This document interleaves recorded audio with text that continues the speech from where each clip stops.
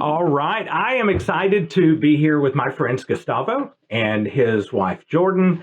And we are going to be talking today about just several things, but really about the fact that if we are still alive, and apparently the three of us are, very much so. If we're still breathing, God is still in the process of helping us write our stories. That we, no matter what's come before, the ending has not been written for us. We know the ultimate ending, but tomorrow, the next day, that's still being written. So I really just wanted to maybe y'all catch up our leadership family with just maybe your life. So you have two lives, but biblically you're one flesh, so it's still one story, but you have two very different perspectives of your story. And so let's just kind of start. Gustavo, why don't you just kind of begin anywhere you want to begin with the story that, as we look backwards, the story that you began writing in your life, and then God interrupted things and it began to change. But let's go back a little bit. Okay. Well, I'm going to go back to 2000 when I moved to Arkansas.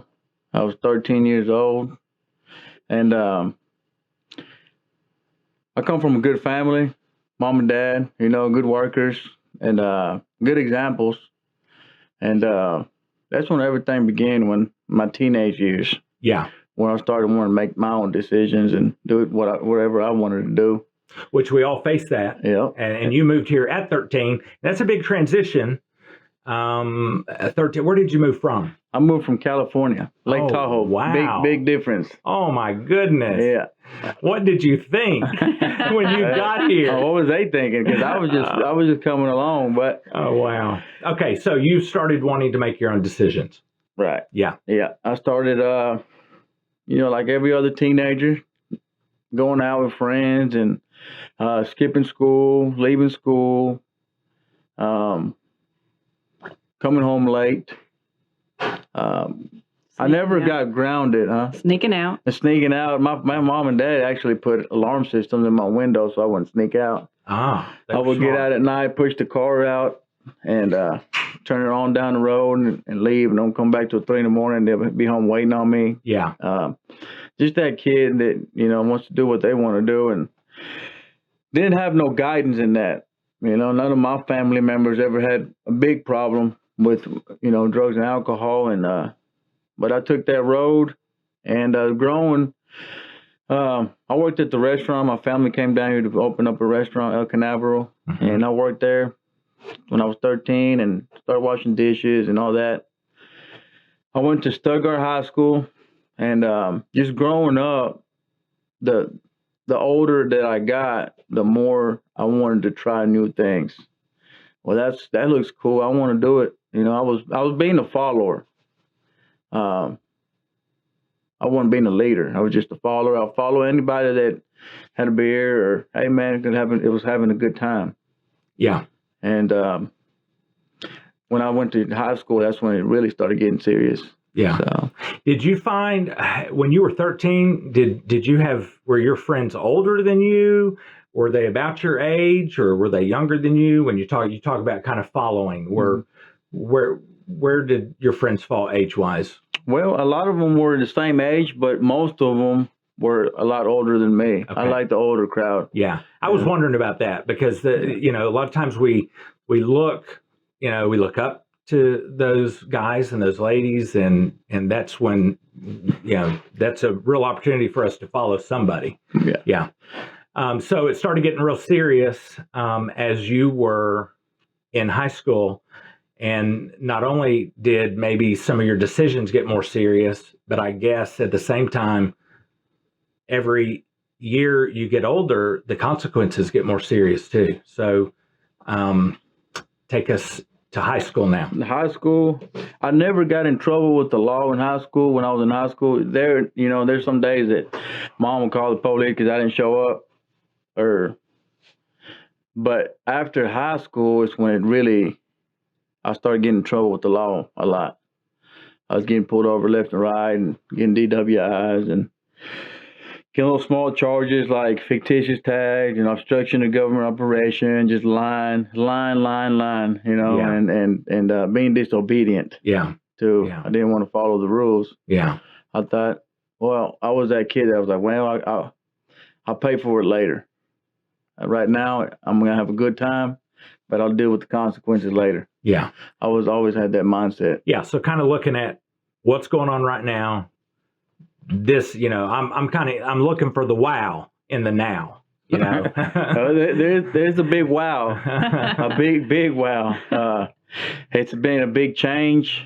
Jesus, the Lord, transformed my life. Yeah. He renewed my mind. Mm-hmm. He renewed everything that I ever knew. And, you know, when you talk about renewing of the mind, it's just not 99 or 95%. It's 100%. You have to fully be sold out to the Lord, Yeah. and He'll change your life. Right. You know, He says He knows what's in our heart. He knows what we're about to say. He knows what we're about to think. He knows our future. So, you know, as a kid, I'm gonna go back just a little bit. Yeah, we went to church, but I was that kid that I was forced to go to church. Mm-hmm. You know, I didn't want to go to church. Right. I was dragged there, and I was the one that didn't pay attention. I fell asleep. I didn't even know who Jesus was. Right. Didn't even know who really God was. I know that He created the world. That's Right. it, and the universe and everything that lives. So church just kind of, for you, church was just kind of happening and you had to be there. Right. And you really weren't all caught up in the details. Right. Yeah. Yeah. Mm-hmm. So, yeah, keep going. Okay. Well, you know, we heard about Noah and we heard about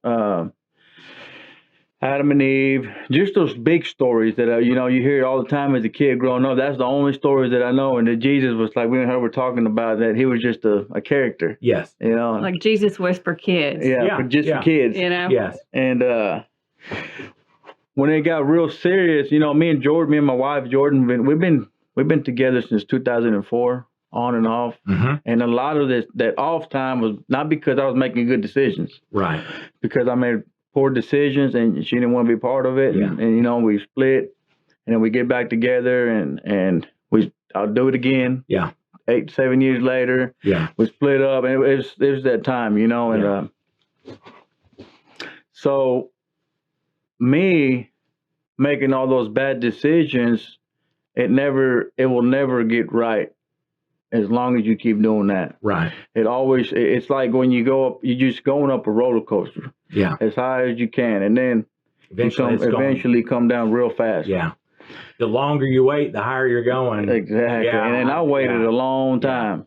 So before we get to the part of your story where you end up in the parking lot where some serious things happen, let's shift over and let's catch up with Jordan and your story, because for you, you grew up here, and so while these things were happening in the life of Gustavo, tell us some of your life and what is kind of behind you just as you were growing up here, maybe before 2004, when y'all met for the first time. So kind of give us just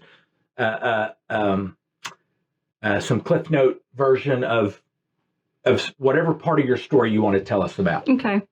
Well, actually, I moved here in the 5th grade Oh, from okay. Jacksonville, and came here. I've known about addiction my whole life. Yeah. My mother was in addiction when I was growing up. Okay. But thank the Lord, she turned her life around. Yes, she did. And got things together, Yes, she got did. things right. So you were familiar with watching that happen in somebody's life. Yes, very much so. And so what for you, Jordan, what were those things that not necessarily the specific, but when you saw that happening for maybe the first time for you with your mom, how old were you? Were you little or were you teenage? I mean, I was younger. Yeah. And I made the decision at a young age to let my grandparents know that I wanted to live with them. Yeah, I wanted them to that take care of me, stability, the stability in my life, because that was something that I lacked Yes. staying with my Okay. mom. So are we talking like grade school? Yes. Okay. Yes. So in elementary school, you were able to kind of put together, here, I see what's happening. Yes. I don't like this. Mm-hmm. And I feel like I will be either safer or more stable or with my grandparents. Right. And so that was transpiring for you. So you have firsthand experience in watching someone you love Mm-hmm.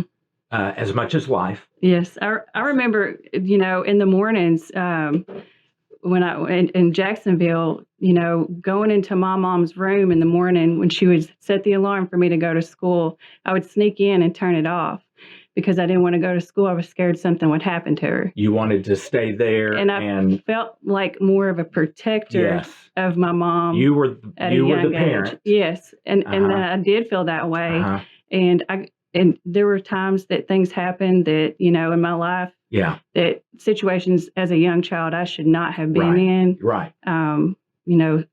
Sexual situations and things that have happened to me. Yeah. That are not in the home of a child that's being protected. Right. Yeah. Yes. Gotcha. And so, and my mom was a great mom, and I knew she loved me. Yes. But at that point in her life, and she knew when I made that decision to tell my grandparents, she had to let me go. Yeah. She loved me enough to know that she needed to get her life together. Yeah. So I could have a better life, know. And my grandparents raised me. I'm so thankful for them. Yeah.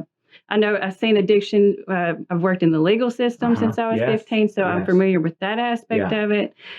And I've told the judge previously that, these kids, you can tell them all these things that they need to do, but if they don't have the support at home, it is so difficult for these children to make a difference in their lives. Right. And I was fortunate that I had that support. You had that voice. I had my Nana, my pops, and my Mimi. Yeah. I mean, I had great people in my life that helped push me and guide me in the right direction, and I'm thankful for that. They kind of they came around you and insulated you. Yes. And kept your life and your heart warm. Yes. And to that day when you did finally get to see your mom sober. Yes. Yeah. She got right. And, my mom and I loved her and she loved me, but we had a really awkward relationship. When I was growing up, I had to learn a lot of tough love. Yes. And I had to draw some lines, that if you can't get your life together, I don't want anything to do with you. And that was at a young age, I'm thinking about that right now, just thinking about what it takes for a child or a teenager, wherever you were, either case, to be able to have tough love. That's a very adult thing. Right. And to be able to do that as a child. Wow. But after my mom got her life together, and she and I had such a bond and such a wonderful relationship. She was my best friend. I told her everything. In October, it'll be 2 years that she passed away from cancer. Yeah. And that happened quick. And that's kind of where, when Gustavo and I got married in 2017, and when I made the decision to leave him in November of 2019, that was one of the most difficult things I ever had to do was leave him. Yes. And because you were right back to a similar situation of where you found yourself as a child. Right. And you were once again having to muster up some way to have a boundary to say, this is not okay. I'm not going to go this direction. I think we're ready to maybe talk about that moment when that began happening. Here's what I remember, which is this much. I was so delighted to see that y'all began to attend. Probably around 2019. is my guess. Mm-hmm.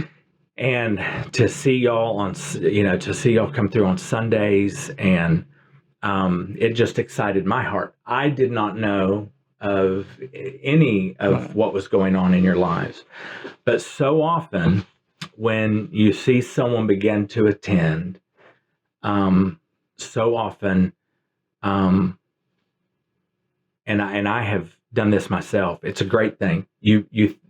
What goes through my mind at times, or someone's mind at that time, is we have got to get to Jesus. Yes. That's what's going to help us fix this. We've got to get to Jesus. We've got to find a way. And that first entrance into trying to get reconnected or reestablished in that relationship is the local church. Mm-hmm. And so for me to see y'all come in, I was so excited. And at the same time, in my mind, I wonder how they are. I wonder what's going on. Not because I like to know the deets of everybody's business, but the fact that I love people, and I love the people that God sends us. And when he sends somebody, I'm just always thinking, what's going on in their life? Mm-hmm. What's going on to turn that switch to say, we've got to try something. And the motivations are different sometimes. So Jordan, I don't know. You may have said, we're going to church. And you may have said, in an effort to save this relationship, yes, we will go. Exactly what we will go. And it may have been kind of back to that childhood where you say, I'm going to show up, and they're going to do their thing, and I'm going to go along with it. I'm not going to halt it. I'm not going to be, but they're going to do their thing, and I'm okay going too. But this is not for me. This is for Jordan, or this is, or I don't know. That may not have been. You may have been ready, but I know so often we all have different motivations of why we do things. So. That is definitely the case, because Gustavo has gotten into situations, and it's kind of like that fake it till you make it thing. Sure, yeah. And that's what happened. We started going to church and Celebrate Recovery in Stuttgart. We were going, and it's crazy because I was going to CR because I was like, well, he needs help because he's got the addiction. Okay, all right, now you're opening up. It's important to know, because a lot of people have that notion that, Celebrate we Recovery need to go fix them. is for people with addictions. Right. Well, we all have hurts, habits, and hangups. Yes. So, and Celebrate Recovery really is a great place for people to go. There's no judgment. Everybody struggles with things in life. We're all trying to make it.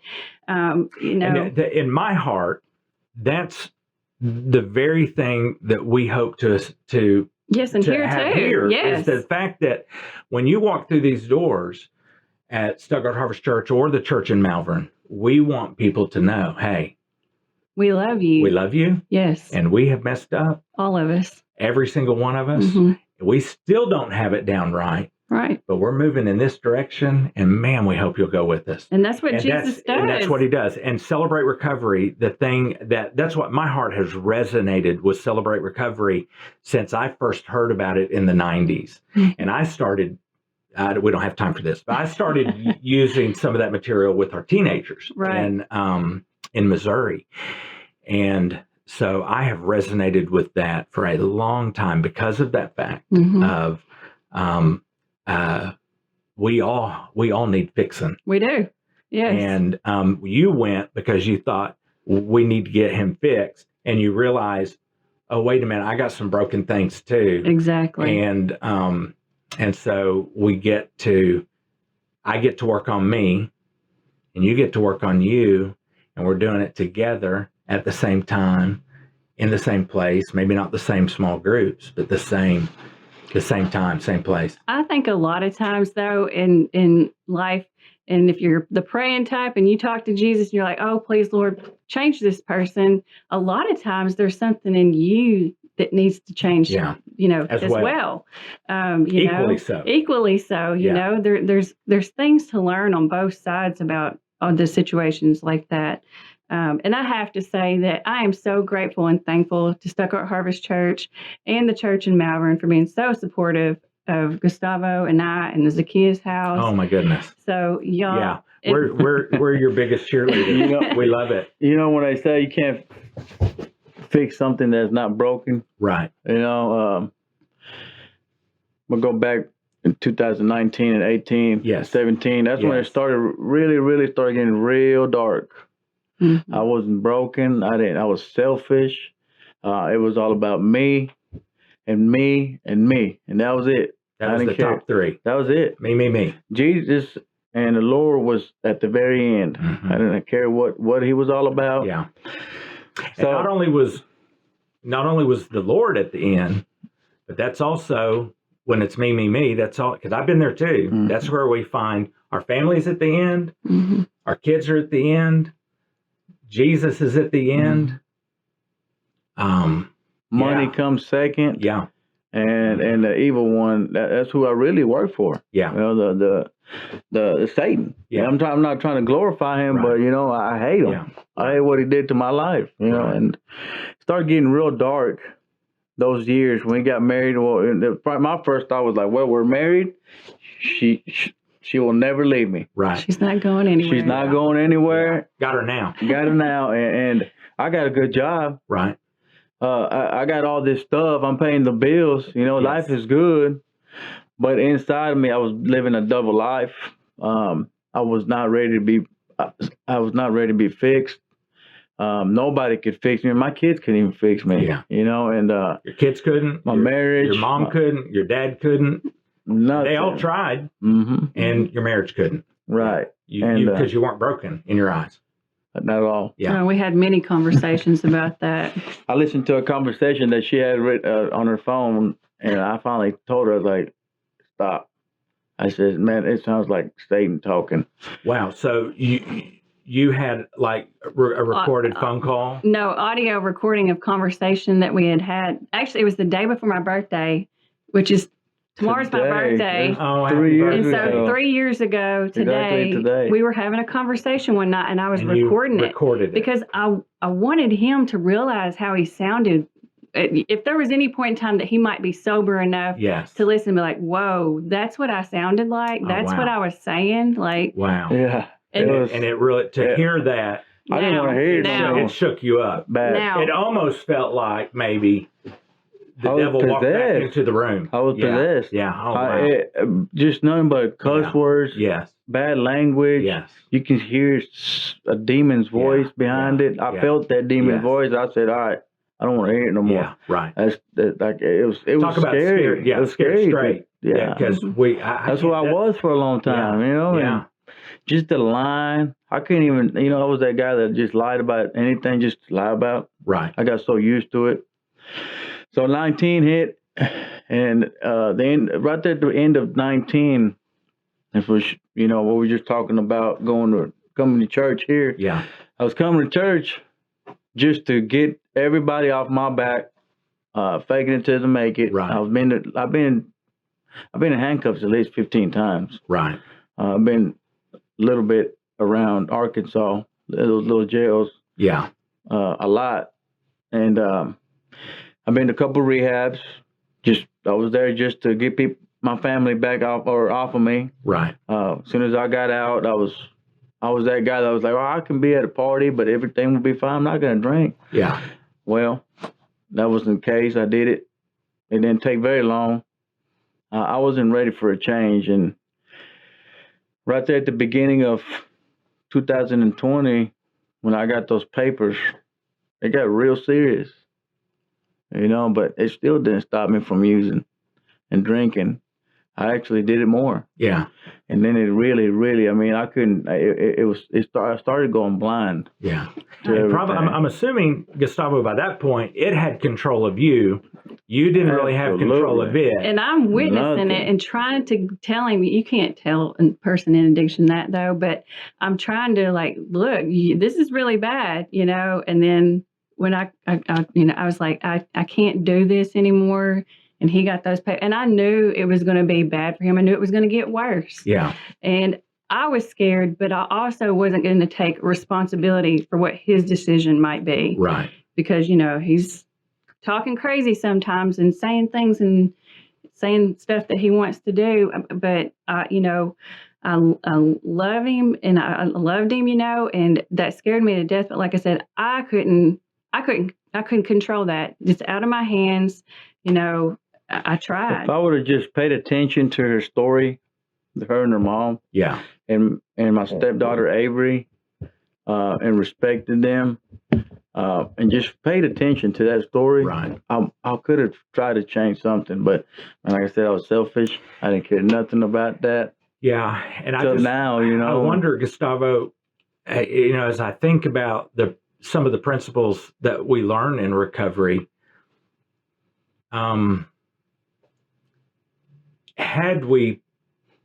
if we would have just paid attention, but by this point, it's really impossible, because you're so blind. We're so blind. The only thing that is going to get our attention is when everything's gone and we have rock bottom. Nobody's there. And there's nobody there. And that's when we realize, Jesus. Yeah, that there's something outside of me that has to get inside of me. Right. And because I think it would have been impossible for you to hear and learn from her story. Yeah, we was heading to Celebrate Recovery one night, listening to some Zach Williams. I could see that she was trying to just put it in my soul. Here you go, listen to this. You don't let me listen to other stuff. Listen to this. And I was listening to some songs, Casting Crowns, Zach Williams, King of Country, and I was just that guy that it would go in one ear and come out the other. Well, this would it take for me to get my wife back? I'll be there. Yes. But if it got to the point where I tried to do it a little different, and then I got caught. Yeah. See, if I wouldn't have got caught, I wouldn't have changed. Right. It's just that I got caught. Him doing whatever. Yeah. I know him well. Yeah. So in 19, we're not nearly as sneaky as we think. No, we're not. We're not. So from January 2020 to about April, I didn't have nobody to answer to no more. I was like, okay, well, I'll start picking up the bottle more. More drugs. I couldn't stay clean for 24 hours. Yeah. And me and my daughter went and picked up my daughter. Which I said this in my testimony a lot because that day means a lot to me. My daughter reminded me yesterday about it. How God was already setting the pieces and paving the way for me to go to John 3:16 or to go to a ministry and learn about him. But it had to start in jail. So I get arrested. And my daughter, before I get arrested, she said, "Daddy, can we pray tonight?" And that's when I felt that Holy Spirit. That week, I felt the Spirit the whole week because of all the little signs. Me trying to, take myself out of the picture with the 45 cal, and that didn't happen as I planned it. So I felt that the Lord had something for me. I had my Bible open, a candle, big bottle, and a pistol, and it didn't go off twice, and that was on a Monday. Well, on Wednesday I get another sign that hey, somebody said something about John 3:16. I ignored it. Well, that Friday my daughter says, "Daddy, can we pray?" And I said okay. I get pulled over. She reminded me yesterday, "Daddy, this is how they had you. They handcuffed you. They threw you in the ground, and man, really, that song that said that death was arrested and my life began." Yeah. And that's exactly what happened. Yeah. I go to jail, and I was telling her the other day how I was sitting in the back of that cop car, just leaning my head on that window, headed to DeWitt at like 12 o'clock at night. And my whole world just starts spinning. Like, man, I done did it this time. Is this it? And no, it was not it. The Lord had bigger plans, and his plans are good. Great. I called Dad. I said, "Dad, no, I don't want to talk to you." He didn't want to talk to me for even 5 seconds. Yeah. I said, "Well, all right, Dad, if you don't want to help me, you don't want to talk to me, just go to my house and bring me my Bible." And I got that Bible at the end of 2019. My sister gave it to me, and I started reading that, and I said, "Hold up, man! All this good stuff right here, everything that's happening right here is happening to me, but this is how they fixed it. I got another chance. I got a chance too." So I started reading, and I went up to upstairs in my pod to my cell, and I surrendered. Said, Lord, yeah, I want to do it your way. Yeah. Yeah. And I felt that Holy Spirit then come in and say, all right, you done? Yeah. Are you done? All right, well, let me show you how it's done. And that's when it was like, okay, I don't want to do it my way no more. Thing that we do, we pray about it. I ended up at John 3:16. And man, my journey began right there, learning about the Lord. Yeah. That was the turn. Your story took a turn in pod. Which pod were you in? C pod. In C pod. Upstairs, yeah. It took a turn, and it went straight to John 3:16. And you were out of the picture. Yes, and it's crazy because where her story begins in an amazing way. Yeah, well, God's working on him, and that's why I say, it's like I have things that I have to work on too. But I mentioned my mom passing away. She got diagnosed with cancer right before Mother's Day in May of 2020, and by October she was gone. So that's a really quick time. But and then the rest in April. And Gustavo had no idea about all this going on at the time. He was closed off in his little John 3:16 bubble. So when I left him, I was able to get the house next door to my mom. And so we remodeled it. We remodeled it and redid everything in the house. My mom helped me. At this point, she's working and doing all this stuff. We have no idea that she's as sick as she is. Yeah. And so, like I said, by May, she's gotten diagnosed. She starts her chemo. She's sick. Well, looking back now, I can just see how God worked that. Yes, it hurt when I had to make the decision to leave Gustavo. Just my world's just crazy, everything's chaotic. But I see what God was doing. Gustavo needed to go to John 3:16 to get where God wanted him to be.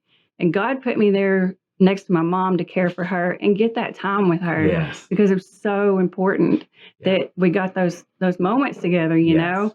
And so then after my mom died, I was lost. I always tell my mom that I don't know how I'll even breathe after you're gone. I don't know. I mean, I don't want to think about that. I would get teary and, And so after she passed away, I used other things to, help help you get through help me get through it. I started drinking more. I was going out every other weekend when I didn't have Avery.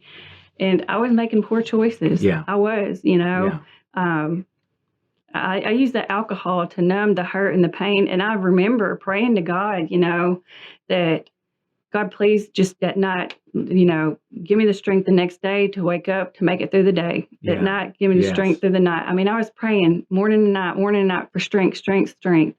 And, it was about May of 2021. And one night, once again, making a bad decision, but it was so weird because all of a sudden, like something came over me and it was just like, stop what you're doing. You need to rethink of what you're doing with your life. This is not you. This is not what you need to be doing. And I was like, wow, this feeling is something I've never felt before, And it wasn't probably 2-3 weeks later that Gustavo called me. He called me with the intention of just apologizing. I had no... Making some amends. I had no ill feelings towards him or, I had moved on and whatever, and I said, people would ask me, oh, well, is there any chance y'all get back together? And I don't like to put my foot in my mouth. And a lot of times I won't say no or whatever to anything. But I sure put my foot in my mouth because it wasn't no, it was hell no. That we are not getting back together. It's not happening. This dude's had so many chances, But Gustavo and I have just a great relationship and a connection that since the first time we met, there's just always been something there. And I always went back to him, and I would say, perhaps, I don't know, many of those previous times, you were going back to him in your brokenness. Oh, yes, definitely. But this last time, something was different. Yeah. And you were both in a place not completed. None of us ever will be yet this side of heaven, but you were in a place of healing. Yes. You were in a place of healing. You were in a place of healing. And so you weren't going back to him broken. And, that's one of those things that the world around you might look at that and they might say, you are crazy. Oh, yeah. You are crazy. And that's another thing is that while he was at John 3 doing his thing, God getting him on his path, that was mine, that God working on me through me drinking alcohol like I was, but also realizing that after my mom passed away, growing up, I was a huge people pleaser. I wanted to fix things. I want everybody to like me. I want to make everything right, Which makes the perfect world. I mean, that's the way you grew up. When you're around those things as a child, as an elementary school child, you have no other choice. Right. But to grow up being a fixer. And so after my mom passed, I thought, you know what? I could die tomorrow. Why am I so concerned about what everybody else thinks? They haven't lived my life. They don't know my story, And growing up at my Nana's house, in her bathroom, she had this picture, and it said, "Be kind.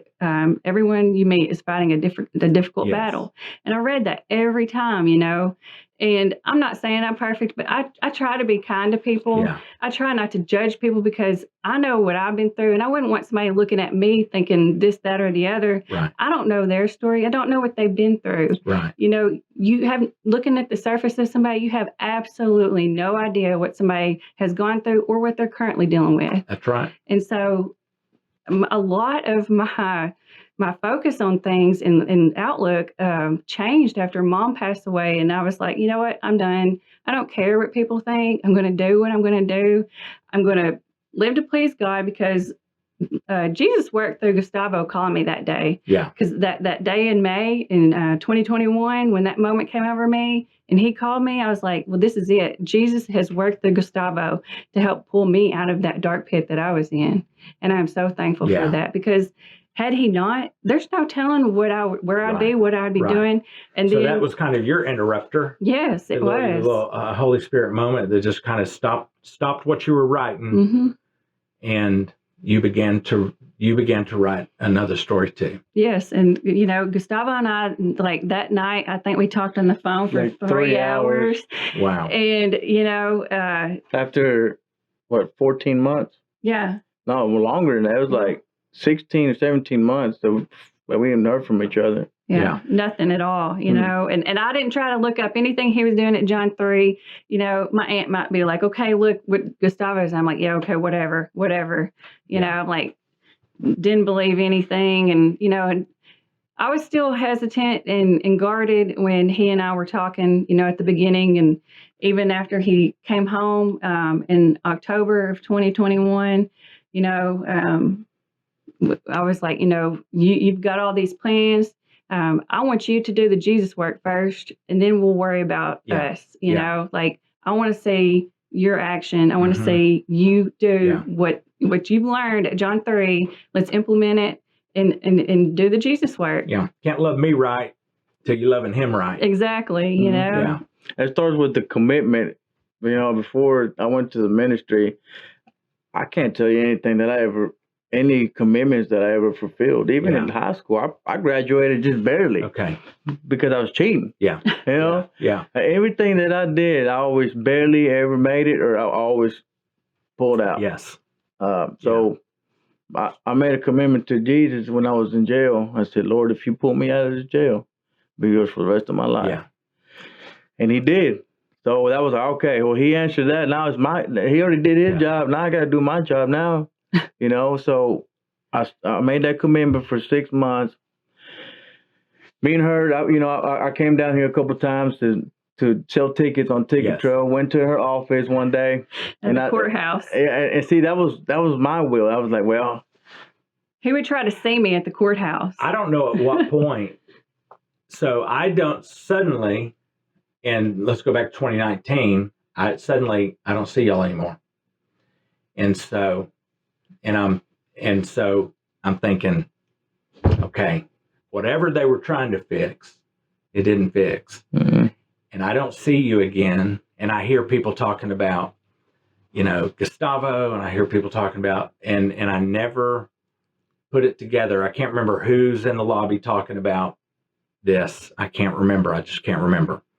But I'm out there. Oh yeah. One of our church family had a son that got in or was looking at or something. Maybe that's where it came from. And then one afternoon, in walks Gustavo with tickets to the lobby. And that was the first time I saw you again. And so suddenly, as soon as I saw John 3:16, because I knew about it, I already knew about it. As soon as I saw that, that's the moment that I saw, that I knew, okay, here's what happened to the story. and now this is Gustavo. I put the name with the face, and I said, it's being rewritten, starting here, going this way. And I don't know, you probably came to Stuttgart a whole bunch on doing tickets, but that was the first time I got to see you, and I suddenly knew what I filled in a lot of gaps in the story. But I did not know Jordan's. I will add that first, after we started talking, he put restrictions on me. He was like, because he knew I'd been going out and drinking, because I told him, about mom and everything and how I'd been feeling. And he was like, look, when we got to that point where it was like, okay, we're going to try this again. Right. He's like, if you're drinking, I can't be with you. Yeah. And I was like, okay, I'm done. So I haven't had alcohol in over a year. I don't plan on drinking. Like I said, he came back into my life at a time that I needed it most. Yeah. And nobody but God, Jesus, that knew that. Yeah. And Cole yesterday in the teaching said, he talked about history and his story.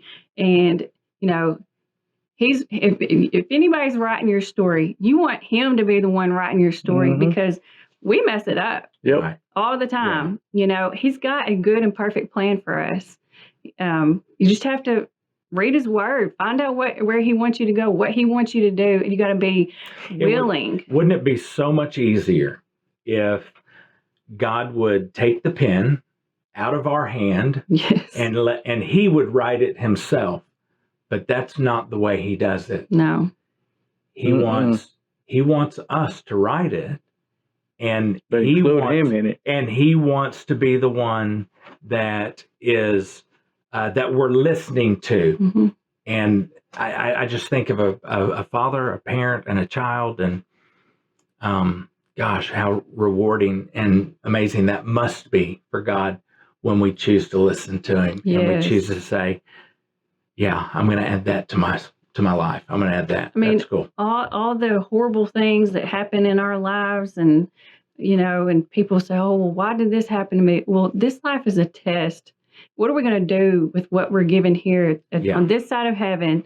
Because this is just a practice run for what we're going to be doing for eternity. Right. Worshiping him. What are we going to do with the assets and the things that he's given us now?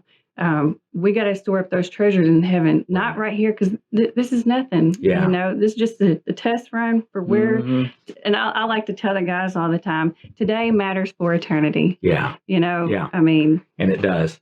I want to hit pause here for a moment, because the direction I wanted to go, we're going to do that later. Here's what I'm hoping that our family will take home from this today. I'm hoping that you will understand, not only for yourself, but for the people that you serve with at Stuttgart Harvest Church and the church in Malvern, the people you're serving with, the people you're leading, if you're leading a serving team, they, along with you, are all writing your story right now. And no matter what has happened previously, no matter what happened yesterday or last year, no matter what happened to you as a child, Those may be all things that we need to work through right now and get healthy right now from things that happened back then. That may be, but those things don't write our story unless we let them. They don't have to keep writing our story, no matter what happened to you, or no matter what you did. Maybe you happened to somebody else. No matter what you've done, no matter what has been done to you, you don't have to let that keep writing your story today. And you don't have to let that keep writing your story into the lives of your children and then to your grandchildren, because it's going to repeat until someone says stop. I hope that you will go to your serving teams and the people you're leading or the people you're serving with, and you will love them wherever they are in their story, and you will encourage them in this journey, a journey every day of making today right now count for tomorrow, taking that long view. That's what I hope. And I hope you'll encourage them. Listen, we're not in this by ourselves. No. We're in this together. It's a family.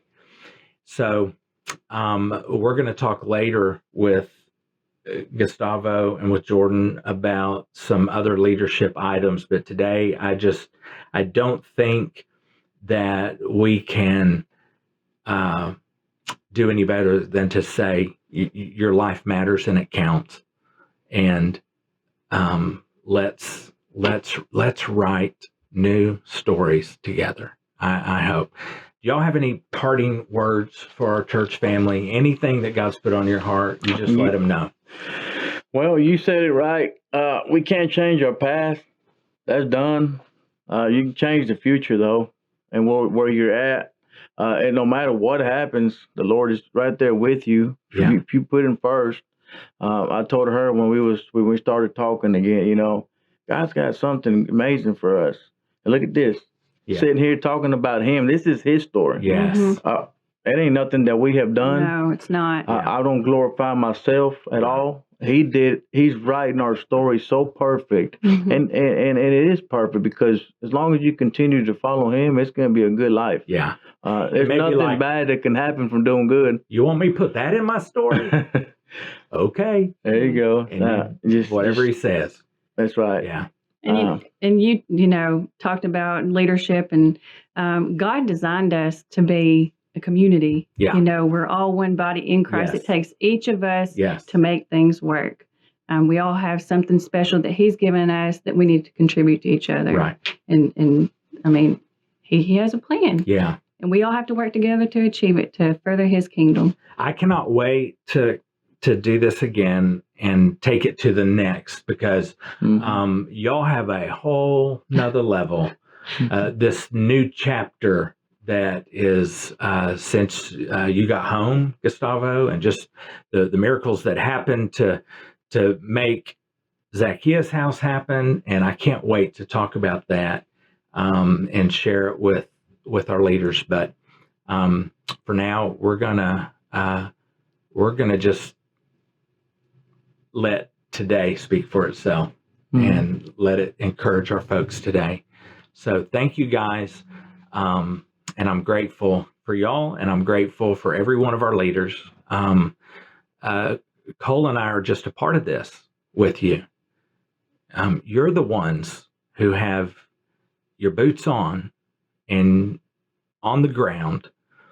We've got our boots on and on the ground in other ways, but you have your boots on and you're on the ground serving right beside each other in this battle, this love battle in this life. And you have the ability to touch the lives of the people you serve with and the people you serve in a way that Cole and I will not have the opportunity, because we're not on your serving team.